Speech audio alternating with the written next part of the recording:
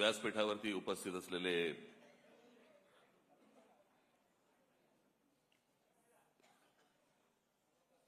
शिवसेनेचे पक्षप्रमुख उद्धव ठाकरे, माझे मित्र आणि शिवसेनेचे नेते खासदार संजय राऊत आणि माझ्या जमलेल्या सर्व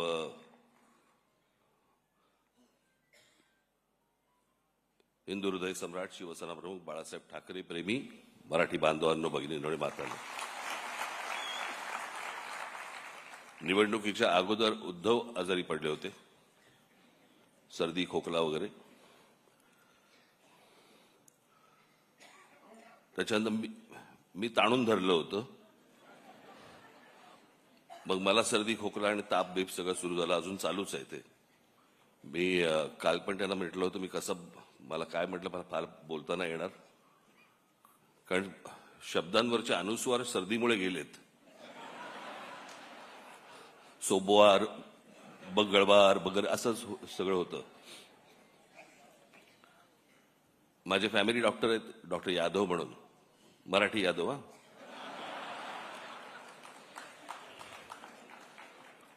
मग मी त्यांच्याकडनं औषधं घेतली आणि मी उद्धवना दिली. मी 2 दिवसात बरे झाले. मी औषध घेतोय त्यांच्याकडनं 6 दिवस झाले, अजून काही नाही. मी परवा दिवशी यांना फोन केला, म्हटलं माझ्या डॉक्टरने पक्ष बदलला की काय आईला.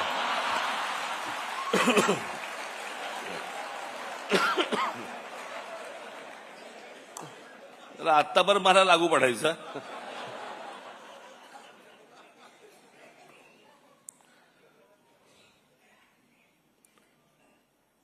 आज माननीय बाळासाहेबांचं जन्मशताब्दी वर्ष सुरू होत आहे. आज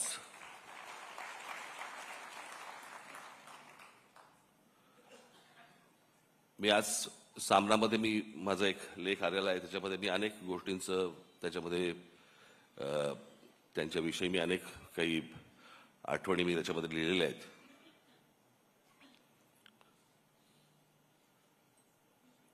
खरं तर त्या व्यक्तीला कसं पाहायचं हे अनेकदा माझ्यासमोर, किंवा त्या व्यक्तीला कसं मांडायचं हे माझ्यासमोर अनेकदा प्रश्न उभे राहतात. काका म्हणून मांडायचं, व्यंगचित्रकार बाळासाहेब ठाकरे म्हणून मांडायचं, हिंदू हृदय सम्राट शिवसेना प्रमुख बाळासाहेब ठाकरे म्हणून मांडायचं, आणि त्यांच्यावरती बोलायचं म्हटलं तर मी तुम्हाला 100% सांगतो, मी आणि उद्धव आम्ही तुमच्याशी तासनतास बोलू शकतो. तासनतास.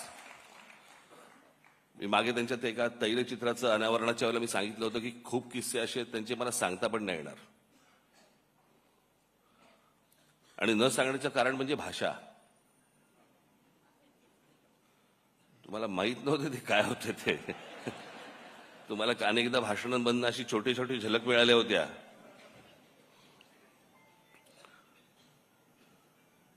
पण मी आजच ती गोष्ट माझ्या लेखामध्ये मी नमूद केलेली आहे की लहानपणापासून आम्ही अनेक गोष्टी पाहिल्या म्हणजे त्यांना पाहत आलो. बाहेर एवढं वादळ चालू असायचं, काय कुठे काही दंगली असायच्या, कुठे काही बाबा राडे असायचे, कुठे काही आंदोलनं असायची, कुठे काय काय कधी जेल, कधी काय कोणावरती काय कधी संकट येईल, सगळं बाहेर सगळं वातावरण चालू असताना हा माणूस ज्या वेळेला व्यंगचित्र काढायला बसायचा, त्या व्यंगचित्रामध्ये मला आजपर्यंत मी इतक्या गोष्टी पाहिल्या त्यांच्या इतक्या बारकाईने, मला कधी कुठचं मारकाम नाही दिसलं की बाहेर इतका गोंधळ सुरू आहे, आता काहीतरी झटपट आटपा काहीतरी वेगळी चित्र काढा आणि द्या प्रिंटिंगला. कधीच नाही. मला असं वाटतं की कित्येकदा मी विचार करतो, पण ते अशक्य आहे ती गोष्ट. ती जी समाधी लागणं ज्याला म्हणतो ना आपण, मला असं वाटतं अनेकदा लोकांना असं वाटत असेल त्यावेळेला, अरे एवढं सगळं बाहेर चालू आणि हा माणूस काय व्यंगचित्र काय करतोय. ती व्यंगचित्र नव्हती नुसती, ती त्या माणसाची समाधी होती. त्या समाधीत तल्लीन होणं ज्याला म्हणतो ना आपण, आणि त्या एकाग्रतेतनं त्या सगळ्या गोष्टी करणं. कुठेही पेन्सिल नाही हल्ली, का ब्रश नाही हल्ला, का कुठे बाबा त्याच्यातला विनोद नाही हल्ला. म्हणजे बाहेर एवढं सगळं वातावरण असताना त्या व्यंगचित्रातला विनोदही नाही कधी हल्ला. मी मागे एकदा एका शीर्षकाबद्दल बोललो होतो. एक तेंडुलकरांचं एक पुस्तक आहे. त्या पुस्तकाचं शीर्षक आहे, फार छान शीर्षक आहे, की हे सारं येतं कुठून. ज्या वेळेला मी बाळासाहेब म्हणून ज्यावेळेला मी विचार करायला लागतो त्यावेळेला या अनेक गोष्टी ज्यावेळेला डोळ्यासमोरून जातात, खरंच प्रश्न पडतो की हे येतं कुठून, आलं कुठून. आणि म्हणून तो या देशामधल्या सगळ्या राजकारण्यांपेक्षा जो वेगळा माणूस होता त्याचं कारणच ते होतं.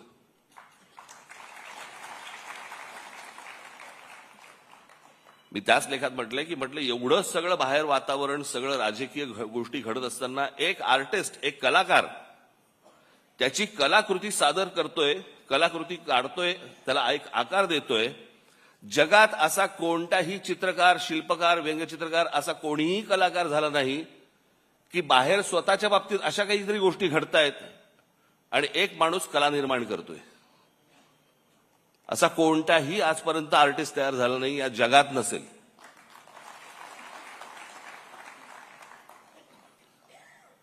त्यांचे तर्क असायचे. मला तर आजची ही परिस्थिती पाहिली, राजकारणाची परिस्थिती पाहिली. मला आज मी त्या दिवशी माझ्या भाषणामध्ये मी म्हटलं की आज इथे बाळासाहेब असायला पाहिजे होते. पण आज महाराष्ट्राची आणि देशाची जी राजकीय परिस्थिती निर्माण झालेली आहे, म्हणजे गुलामांचा बाजार, आणि हे सगळं महाराष्ट्रामधलं सगळं चित्र पाहिल्यानंतर कुठेही जा तुम्ही, हे सगळं चित्र पाहिल्यानंतर आज मला असं वाटतंय बाळासाहेब नाही येत ते बरं आहे.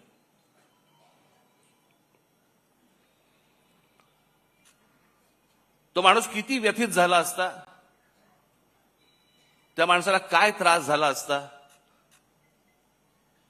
की हे सगळं चित्र आज जे महाराष्ट्रामध्ये उभं राहिलेलं दिसतंय समोर, की जसे ते पूर्वी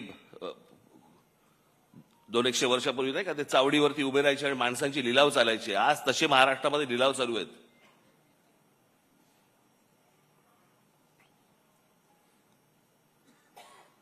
आज अनेक ठिकाणी तुमच्या बाहेरच्या सगळ्या जिल्ह्यांमध्ये, कल्याण डोंबिवली असेल, इतर ठिकाणी माझं उद्धव ठाकरे आणि माझं संजय राऊतांशी बोलणं झालं. शिसारी आली, शिसारी.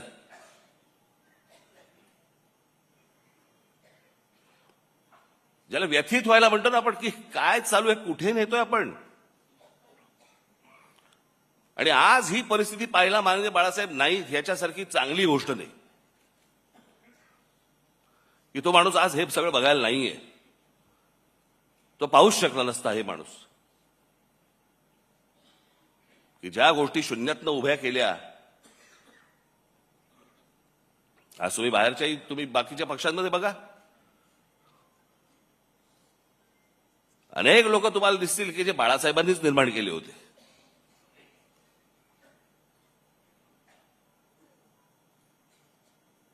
पण ज्या गोष्टी घडत जात आहेत, ज्या गोष्टी घडत गेल्या,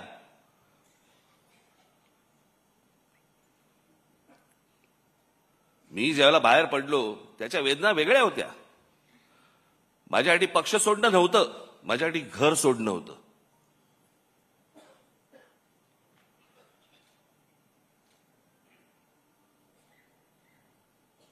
पण त्या सगळ्या गोष्टीला आता एक 20 वर्षाचा काळ निघून गेलाय. अनेक गोष्टी मलाही उमजल्या, अनेक गोष्टी मला सोडून उद्धवनाही उमजल्या असतील. द्या सोडून ते आता.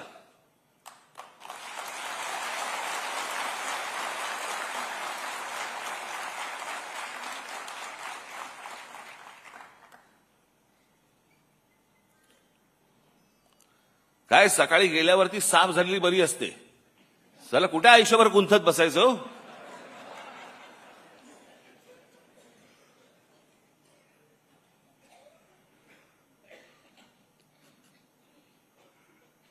पण मला असं वाटतं की एकदा मी बाळासाहेब ठाकरे, मला एकदा ह्या विषयावर मला व्याख्यानच द्यायला आवडेल. आणि त्या माणसाचे सगळे पैलू मला तुमच्यासमोर एकदा मांडायचे. म्हणजे ती जी आपण हत्तीची गोष्ट बोलतो ना, कोणाला शेपूट अशी वाटते, कोणाला कान अशी वाटतात, कोणाला सोंड अशी वाटते. बाळासाहेब ठाकरे तशी व्यक्ती होती. प्रत्येकाला वाटलं की हा माणूस असा आहे, प्रत्येकाला वाटलं हा असा आहे असा आहे. तो माणूस कसा होता हे जगाला कळलंच नाही. आम्ही घरातले असून आम्हाला नाही कळलं, तुम्हाला कुठून कळणार?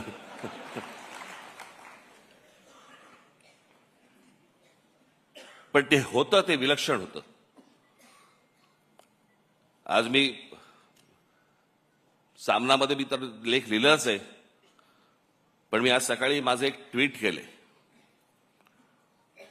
काही जणांनी ऐकलं असेल, काही जणांनी वाचलं असेल, काही जणांनी नसेल वाचलं. मला असं वाटतं की माझ्या बोलण्याची बोलणं थांबवायच्या अगोदर मी लिहिलेलं ते जे ट्विट आहे ती मी एकदा तुमच्यासमोर फक्त मला वाचून दाखवायचंय. आणि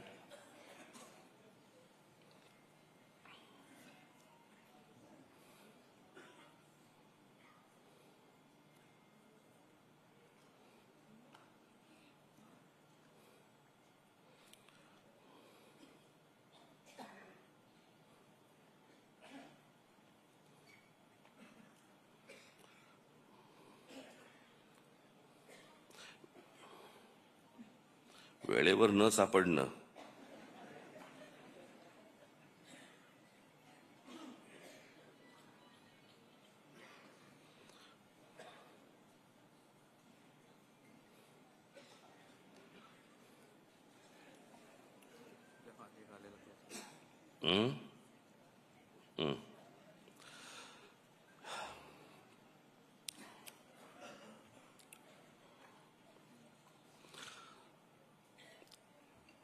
स्वर्गीय बाळासाहेबांची आज 100वी जयंती. इतिहासात जन्मशताब्दी वर्ष अनेकांची साजरी झाली आहेत आणि होतील देखील. पण एखादी व्यक्ती हयात नसताना देखील ती लोकांच्या स्मृतीत राहावी आणि त्या व्यक्तीने आज देखील एखाद्या प्रांताच्या राजकारणाला आणि समाजकारणाला आकार देत राहावं, हे दुर्मिळ. हे फक्त बहुधा बाळासाहेबांच्या बाबतीत घडू शकतं. आणि म्हणूनच बाळासाहेब 100 वर्षांनीच काय, पण त्यांच्या द्विशतकी जन्मवर्षात देखील लोकांच्या स्मरणात राहतील याची मला पूर्ण खात्री आहे.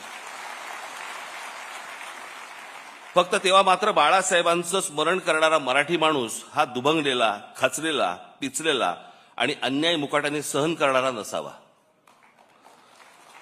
आज निष्ठा सहज विकल्या जातात, तत्व सहज फेकून दिली जातात आणि राजकारण हे पूर्ण व्यवहारी झालं आहे. आज राजकारणातलं हे यश, हे कुठले मुद्दे ऐरणीवर आणले, प्रांतिक भाषिक अस्मिता किती धगधगत ठेवली, यापेक्षा निवडणुकीच्या राजकारणात किती यश मिळालं आणि त्यासाठी काय क्लुप्त्या वापराव्या लागल्या आणि मोजलं जातं, यावरच मोजलं जातं.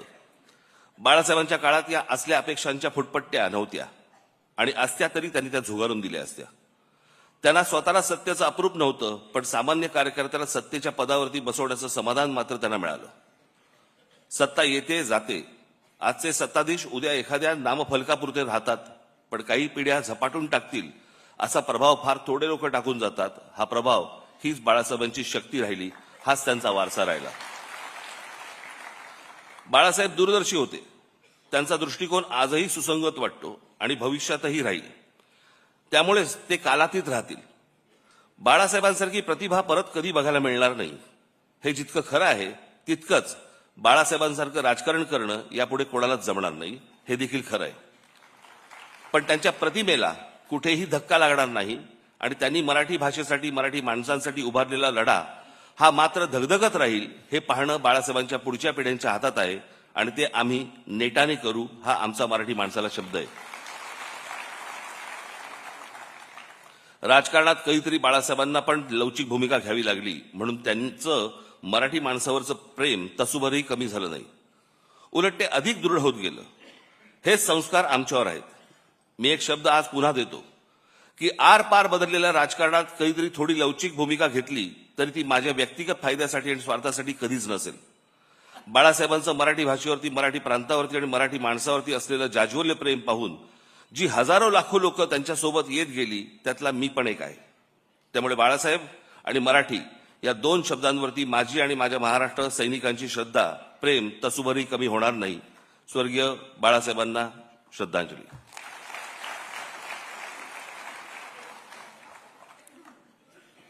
मला एकच छोटासा प्रसंग मला आठवतो, प्रमोद महाजनांनी सांगितलेला.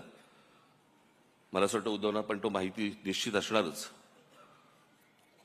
बाळासाहेब कलानगरमध्ये अशी फेऱ्या मारायची आणि मला असं वाटतं ही गोष्ट असेल 86 वगैरे, 86 नाही, 85 सालची गोष्ट असेल.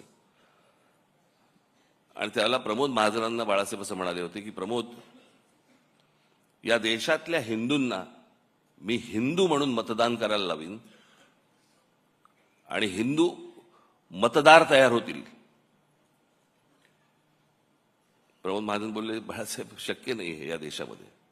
ते बोलले, तू बाळासाहेब मला ओळखत नाहीस. आणि बाळासाहेबांनी या देशामध्ये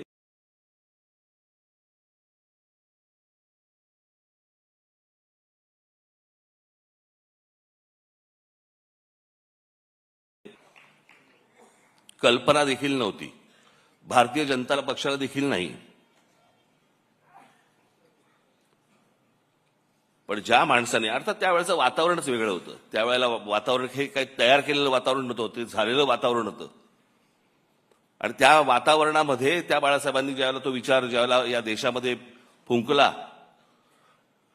आणि त्याच्यानंतर जे यश सर्वार्थाने यायला लागलं, आज जर बाळासाहेब असते